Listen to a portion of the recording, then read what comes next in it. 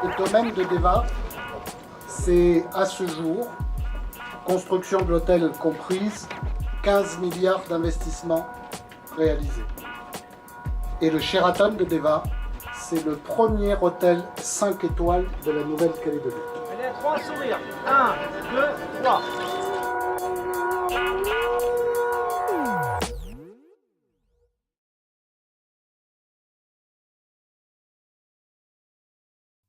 « 31 juillet 2015, domaine de Deva.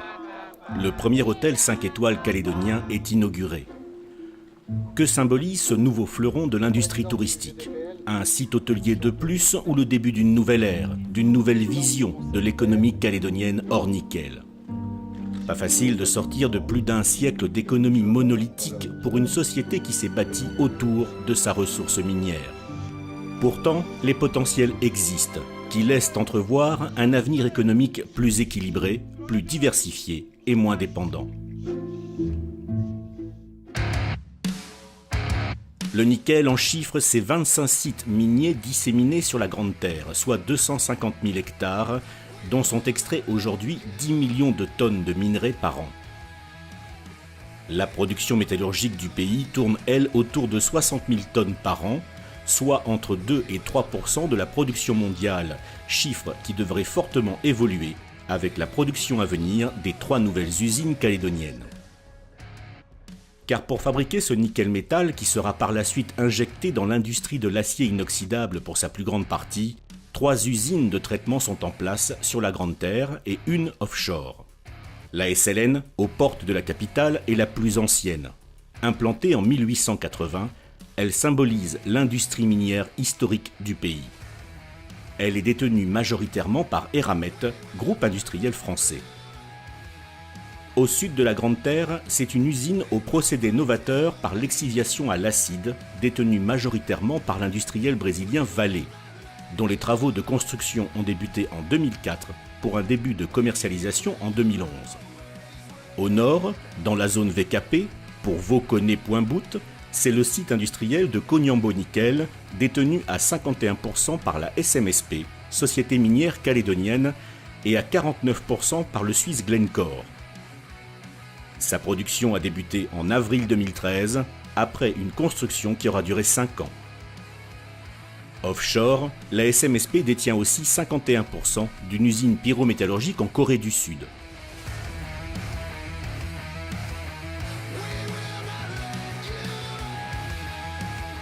C'est le paysage actuel de l'industrie minière en Nouvelle-Calédonie.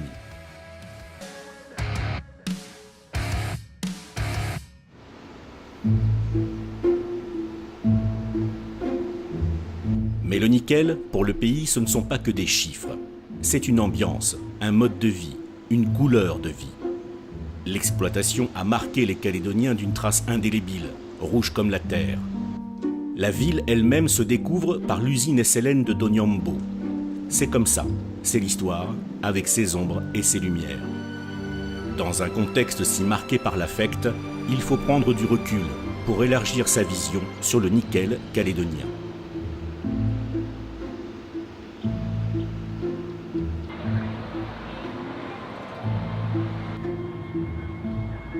Londres et son célèbre quartier des affaires, la City. C'est là que se jouent les prix du nickel au niveau mondial, au LME, le London Metal Exchange. Rien n'échappe ici aux spécialistes qui scrutent les moindres aléas de production, les stocks et les potentiels à suivre. I'm an economist, have been studying nickel since 1980, 35 years. For 10 years I worked at CRU in London, which is a consulting company specialising in the world mining industry. And for the past 20 years, I have been working with Macquarie Bank in London, also covering nickel, but also all the other metals and mining products.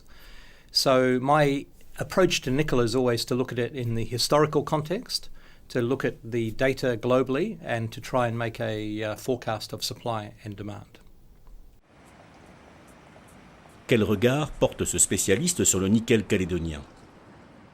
We see New Caledonia as being just over 10% of global supply. We believe that over the coming years, New Caledonia should maintain its share at around about 8 to 10% of global supply. So it's an important factor in the global supply. The New Caledonian government made the decision to limit exports of nickel ore, particularly to China, over the last decade. In retrospect, that's probably a correct decision because the way in which New Caledonia decided to develop its industry was to try and add as much value, and so limiting exports to Korea, where the SMSP had a joint venture with POSCO to build a ferronickel smelter, makes sense. Today, maybe 40% of the industry is losing money, so it's quite a painful situation for the global nickel industry. The reason for that is because of oversupply, mainly due to a big increase in production of nickel in China. As you know, it's nickel pig iron, and Chinese demand has been very strong over the last 15 years, but in the last year it started to slow down. So we have a situation where there's still too much supply in the market. Quelle visibilité pour le marché du nickel à moyen terme? We see the nickel price today somewhere near the low point in the pricing cycle, and that has been driven by the huge increase in nickel pig iron production and the ready availability of Indonesian ore to produce nickel pig iron. Over the next 2 to 3 years, we see a transition to a much more balanced market. The nickel price today of $12,500 to $13,500 per tonne does not provide enough revenue for nickel producers to invest into future development of the industry. We think the price needs to be in the $20,000 to $25,000 a tonne range over the medium term to ensure enough investment in new capacity. We won't get there in the next 1 or 2 years simply because there is such a large overhang of inventories in the marketplace. However, we believe that 2015 is a transition year to a much more balanced and even shortage market. It's going to take maybe 4 or 5 years before we start to get a really tight market, but certainly we believe the trends now are very positive for the nickel price. Nous ne sommes pas les seuls au monde à produire du nickel. C'est une longue histoire à mettre en perspective.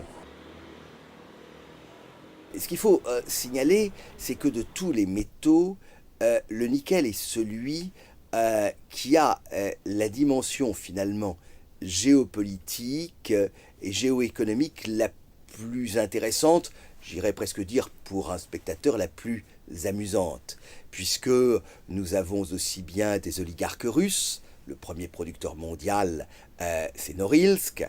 Donc, et on sait qu'il y a eu des conflits entre oligarques russes pour le contrôle de Norilsk. Vous avez des Canadiens avec tous les problèmes des relations au peuple premier du Canada.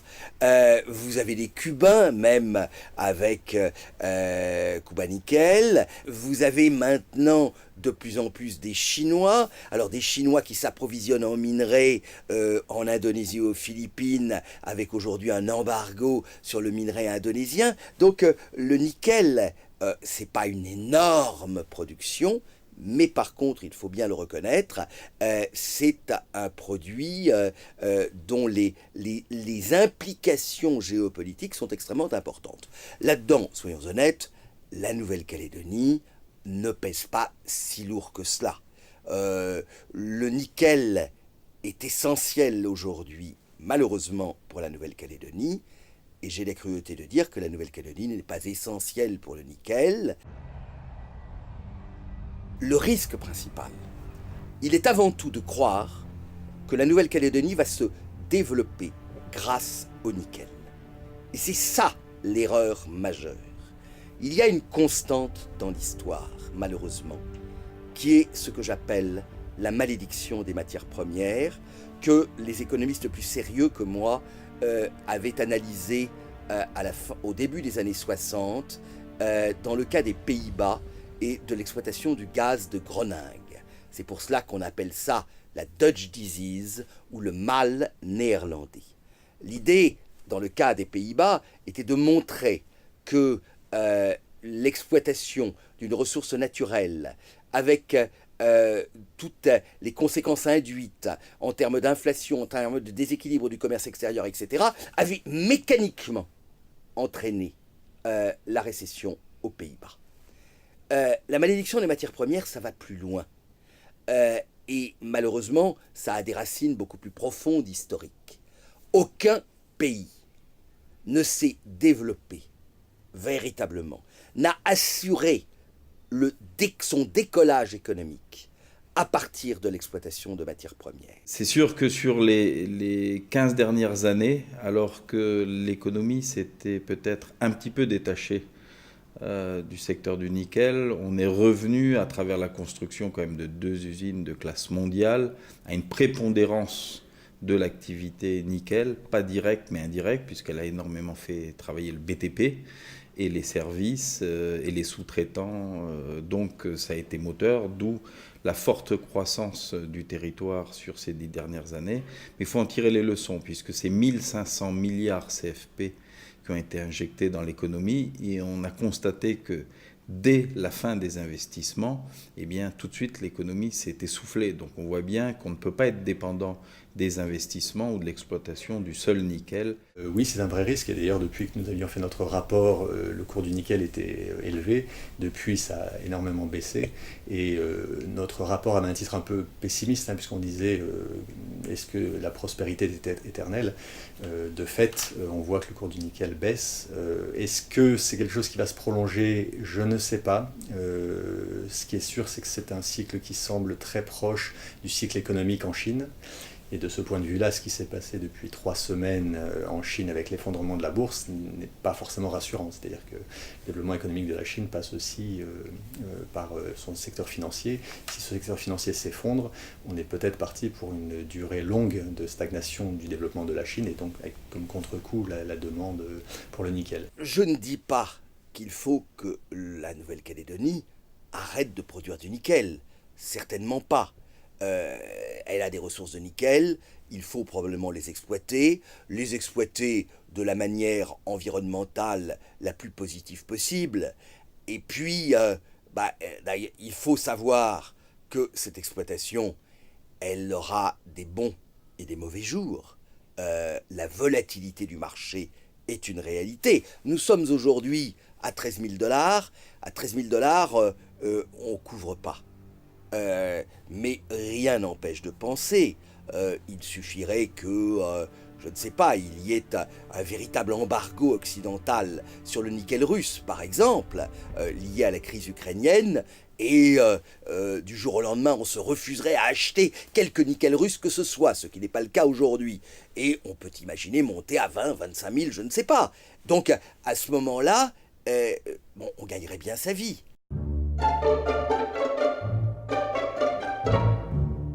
Bien gagner sa vie en Nouvelle-Calédonie avec le nickel, on a su le faire par le passé et on saura encore le faire demain, quand les cours repartiront à la hausse. L'avenir industriel du nickel n'est pas compromis, mais le secteur est en crise. Et c'est toujours dans les périodes de crise que l'on se pose des questions qui ont du sens.